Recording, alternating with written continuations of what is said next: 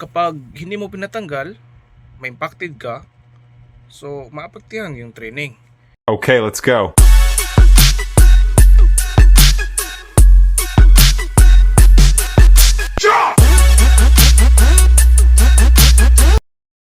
So, good day everyone. So ngayon is mayroong nag-comment, sabi niya, how about kung may impacted ng ngipin?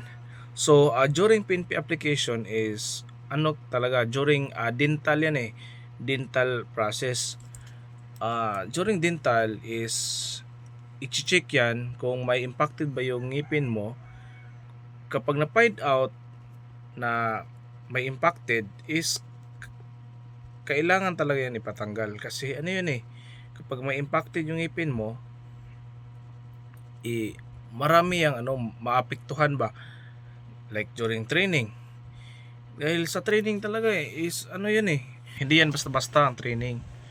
Okay, so during pala sa dental is while ongoing yung process nyo is ma-determine yun, like ikaw, go ka ba, kailangan ka pang i-comply, ganito, ganyan.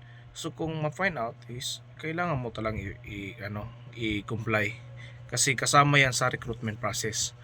Okay, so sa akin lang is kung pakiramdam nyo na may sira yung ngipin nyo, so ipa-cleaning nyo na. Okay, so good luck, and don't forget to subscribe and like my YouTube channel.